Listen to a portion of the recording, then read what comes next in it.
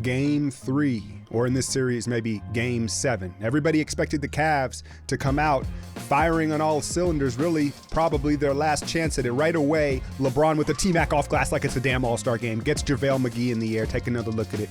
But LeBron, to start the game, looked to create and trust his teammates, knowing he was going to need more help in the long run. And Kevin Love continued to play well, very physical, very aggressive, getting to the basket. Another double-double from Kevin Love, who finally found his three-point stroke, but it's going to be a surgical summer splash. Remember, it was Game 3 a year ago in this building where Kevin Durant hit the pull-up and he went into God mode in this game. You see the nasty crossover, and the Cavaliers allowed him to do so by not double-teaming him.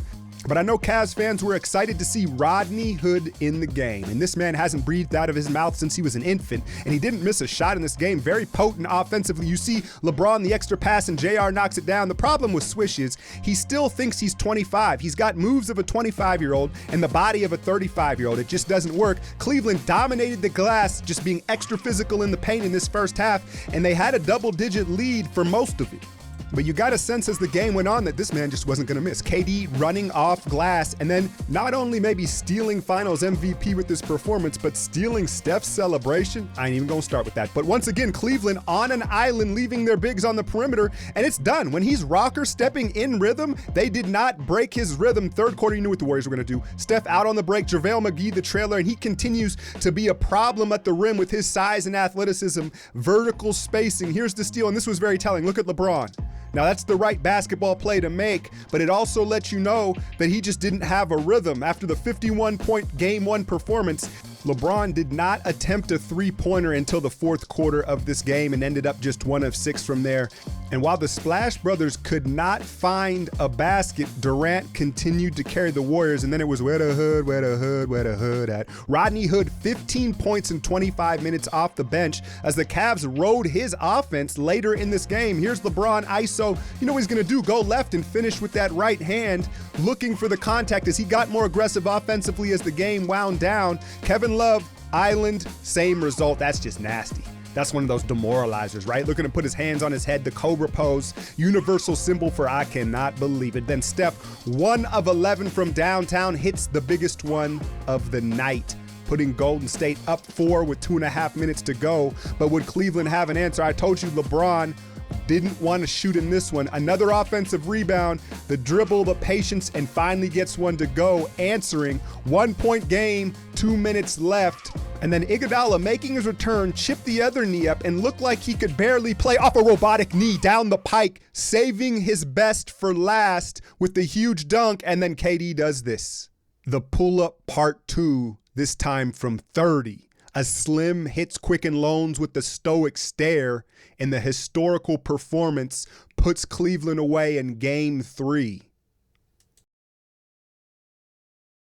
Now, you can go to your standard NBA store and get the Warriors jerseys, right? But the problem is, man, when you're walking around town or you're out watching the game, every other dude has the same jersey and shirt on, man. I don't know if you've noticed, but I've been rocking the custom gear from HooperNations Shop, man.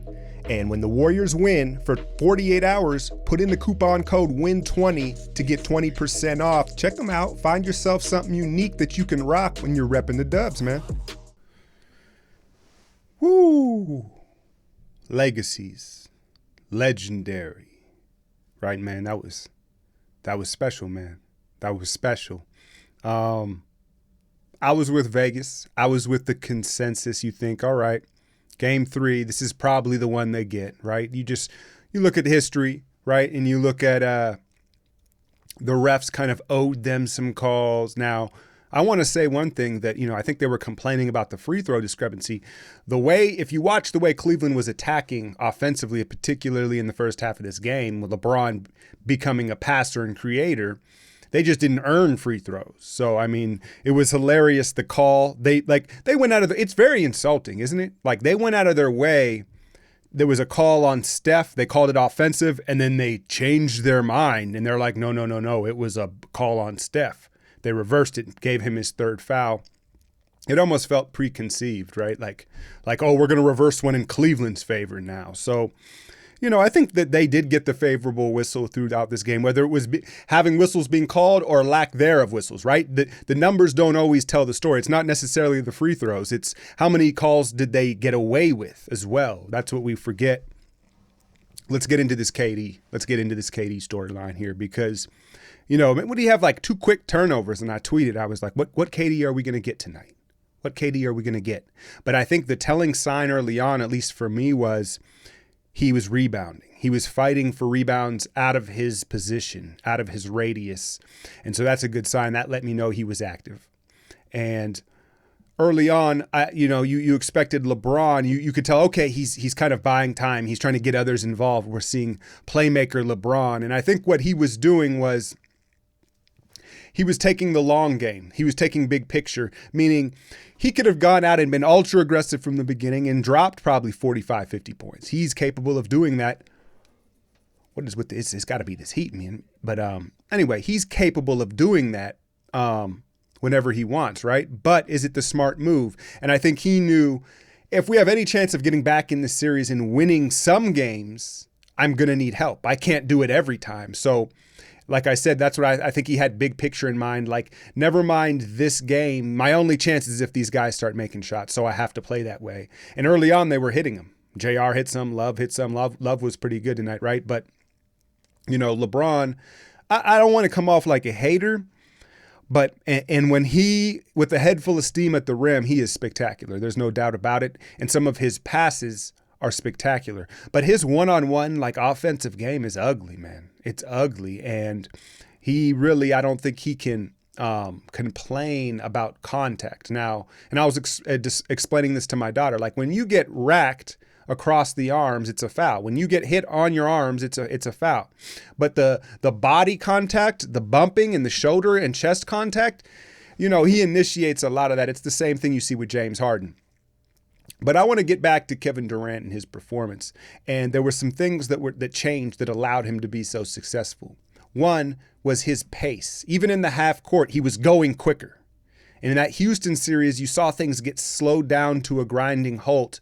And that doesn't play in his favor because of his body, right? That allows them to bang on him. And even before he catches the ball, they're bumping and they're banging on him. And he's catching the ball with his back to the basket, which I think is a mistake for him. Right. And so he was going quicker. He wasn't allowing them to play that banging game on him. And then he was right. But he was dribbling lower and faster. If you watched, his dribble was lower and it was faster. Bah, bah, bah, the crossovers and stuff like that. And, a lot of those were contested shots, but it doesn't matter as long as he's in rhythm. And he was able to be in rhythm because he wasn't playing that contact game and trying to show that he can be physical. You know what I mean? It's like you get kind of fooled into playing that way, I think, if you're Durant, because he wants to prove like you can't be physical with me. And in trying to prove that you can't be, he's actually, getting tricked into trying to play physical, and it's not his game. And he didn't play that way. It was a lot of face up, a lot of early going. And he found his rhythm, man, and there's nothing you can do when he's going. I'd argue it's a more helpless situation than even when Steph's going, right? And so 43 points, the 13 rebounds, and the trust he had. The 7 assists was probably the most impressive thing to me. Those of you on my Patreon that have, followed my extended breakdowns, I've talked about how, he kind of has one or two modes. He's either looking to make the pass or shooting. He's not very dynamic once he makes his move. It's either or. And we saw several situations in this game where he broke his guy down and he was dynamic and he made the right read. He got guys a lot of dunks, right? And Rodney Hood making an appearance, right, with his shotgun, his double barrel shotguns, and he was very efficient. I think they forgot he was left-handed.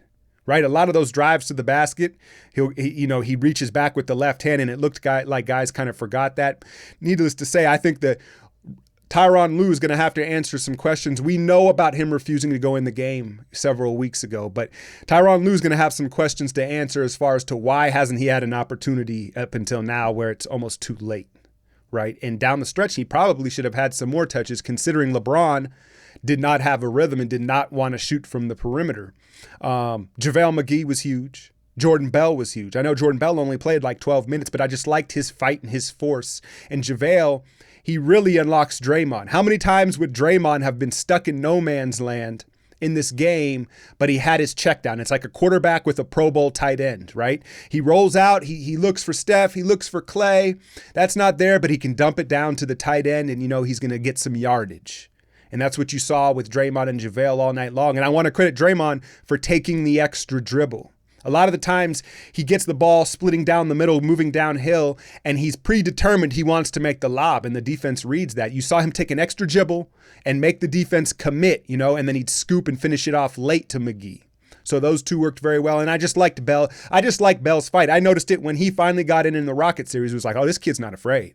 This kid's not afraid, man. He can play, right? So I just like the energy he brought. Now, the story, it's funny with the talking heads, and, I guess I'm included in this media coverage as well, but the narrative tomorrow is going to be, you already know what it's going to be. The Golden State and Steph Curry haters are going to say, well, Steph Curry scored 11 points and they still won, right? What was Clay and Steph were like 7 of 27 from the field and Golden State still won. And obviously you can point to why.